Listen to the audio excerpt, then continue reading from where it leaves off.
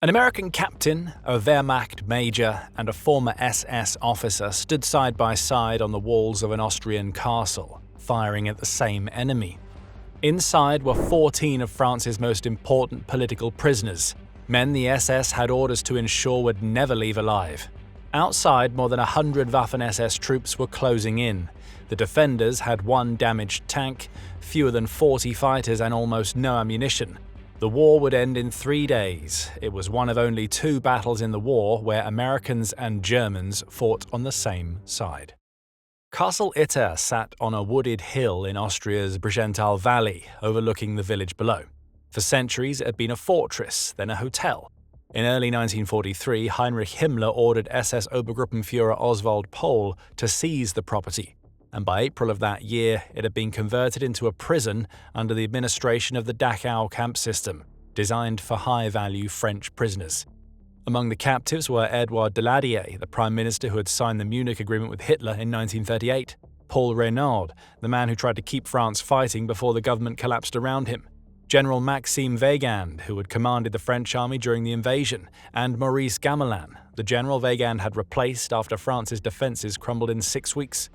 Trade union leader Léon Jourot, right-wing politician François de la Rocque, and Michel Clemenceau, son of the premier who had won the First World War, filled out the political ranks. Charles de Gaulle's elder sister, Marie-Agnes Callao, was also imprisoned there too. But the most unlikely captive was Jean Barotra, a Grand Slam tennis champion arrested after trying to flee Vichy France to join the Allies. These men and women would have never shared the same room by choice. The prisoners divided themselves by political loyalty, eating at separate tables and avoiding conversation when possible.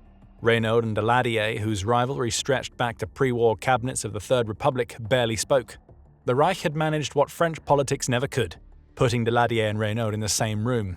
Yet they shared one thing: all of them were worth more to the Reich alive than dead, and all of them knew it could change overnight. SS Totenkopfverbände guards patrolled the castle grounds while Eastern European prisoners transferred from Dachau performed forced labor. For 2 years the routine held, but in the final days of April 1945, everything unraveled. When Hitler took his own life on April 30th, the chain of command that had kept Castle Itter functioning disintegrated with the Reich. On May 2nd, Eduard Weiter, a former commandant of Dachau who had fled to the castle, died under suspicious circumstances. The following morning, Zvonimir Chukovic, a Yugoslav resistance member who had worked as a handyman inside the castle, slipped out under the pretext of running an errand for prison commander Sebastian Wimmer. The nearest town, Vurgel, lay 8 kilometers down the mountain.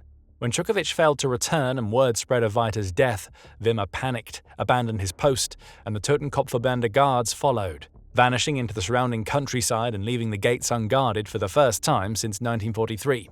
The prisoners moved quickly, gathering rifles, pistols, and ammunition the guards had left behind, and posting armed lookouts along the walls, but Waffen-SS units still roamed the hills around Itter, and the nearest Allied forces were days away. The prisoners had weapons now, but no way out.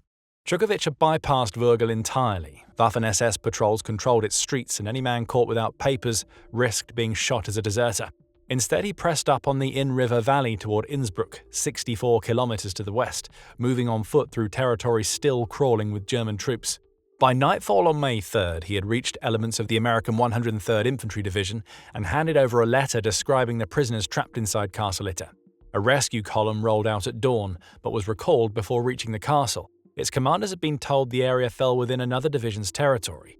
Chukovic's 64-kilometer gamble had succeeded and then been undone by a line on a map. Back at the castle, no one knew whether he had made it. On the morning of May 4th, Czech cook Andreas Krobot volunteered to try a different route. Armed with a note and a bicycle, he rode down the mountain toward Vogel, pedaling past SS roadblocks and patrols. He reached the town and made contact with the Austrian resistance, who brought him to Major Josef Gangl. Gangl was a 34-year-old artillery officer from Bavaria who had fought across Europe with Werfer Regiment 83, from the Battle of the Bulge to the defense of Saarbrücken. By April 1945, his launchers had been destroyed, and fewer than 30 men remained under his command. Ordered to withdraw to the Alps, Gangl refused. He stayed in Vogel with 10 of his soldiers, joined the local resistance under Alois Meyer, and began shielding civilians from SS units that were executing men suspected of desertion and firing on any window that displayed a white flag. When Krobot arrived with news of the prisoners, Gangl knew he lacked the numbers to take the castle alone. Driving under a white flag to Kufstein, 13 kilometers north, he found Captain John C. Jack Lee Jr. of the 23rd Tank Battalion, 12th Armored Division, waiting in the town square with 4 Sherman tanks. Lee, a 27-year-old from Norwich, New York, did not hesitate. After scouting the castle's defenses with Gangel, he tried to bring tanks and infantry from the 142nd Infantry Regiment, but a bridge along the route could not bear the weight. Lee crossed with a single Sherman nicknamed Besotten Jenny, 14 American soldiers, and a truck carrying Gangel's 10 artillerymen. 6 kilometers from the castle, they scattered an SS roadblock with machine gun fire and reached the gates at nightfall. The relief force was far smaller than anyone had hoped. When Lee reached the castle that evening, the French prisoners had already found their own unlikely protector, SS Hauptsturmführer Kurt-Siegfried Schrader, a 29-year-old combat veteran from Magdeburg who had once served in Hitler's headquarters guard, had taken charge of the castle's defenses days earlier. After being badly wounded in France, he was sent to Itter to recover, befriended the French prisoners during his convalescence, and broke with the regime entirely.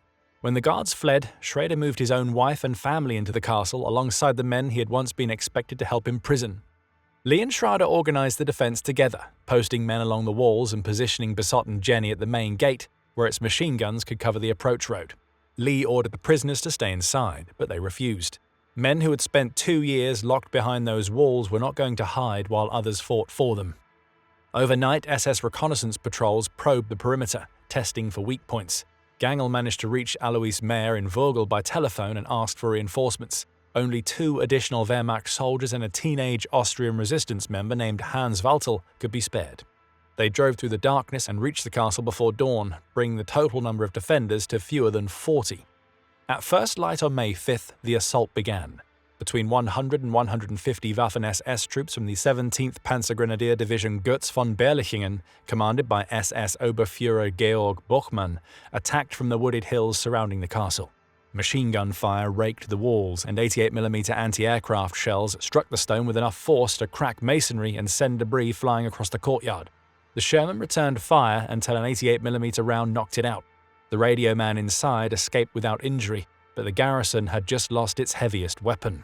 The fighting continued on through the morning. French generals, former prime ministers, and politicians fired from windows and doorways alongside American tankers and German artillerymen. Ammunition dropped with every exchange, and there was no resupply. Lee began pulling his men deeper into the castle's interior, preparing for a last stand in the keep. Then Gangel spotted former Prime Minister Paul Reynaud exposed in the courtyard as SS fire intensified. He rushed forward and pushed Reynaud out of the line of fire. A sniper's bullet struck him before he could reach cover. Gangel had disobeyed his commanders, surrendered to the enemy, and walked back into a fight he had no obligation to join. He died protecting a French politician he had known for less than a day. He was 34. With ammunition nearly exhausted and the SS pressing closer, Lee knew the castle could not hold. John Barotra, the 46-year-old tennis champion, volunteered to vault the castle wall and sprint through the SS lines to reach the 142nd Infantry Regiment. Lee had no other option. Barotra climbed the castle wall and dropped into open ground. SS troops were positioned across the slopes below, but the former champion used the terrain and tree cover to stay ahead of the gunfire behind him.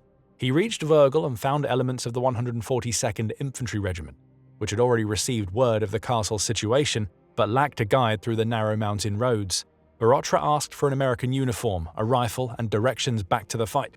The 142nd dispatched a relief column with tanks and infantry, and Barotra led them toward the castle. Inside the walls, the remaining fighters were close to being overrun. Lee had concentrated his men in the castle's inner rooms, and the SS had pushed close enough to bring a Panzerfaust into position near the gatehouse. Then around 4 o'clock in the afternoon, the sound of heavy engines reached the valley. American armor appeared on the road below, and machine gun fire tore into the SS positions from the south. The attackers broke. Faced with tanks and fresh infantry, the Waffen-SS troops scattered into the surrounding forest. Approximately 100 were captured in the aftermath. The siege had lasted less than 24 hours. Every French prisoner survived. They were evacuated the same evening and flown from Innsbruck to France, reaching Paris by May 10th. Daladier and Reynaud both returned to political life. Léon Jourot went on to receive the Nobel Peace Prize in 1951 for his decades of work in the trade union movement. Barotra resumed competitive tennis and lived until 1994, dying at the age of 95. Lee received the Distinguished Service Cross, the second highest American decoration for combat valor. After the war, he returned to civilian life in the United States and died in 1973 at the age of 55. Gangel was buried in Vogel's War Cemetery. The inscription on his headstone describes a man who joined the local resistance and died a heroic death during the liberation of the French prisoners at Castle Itter.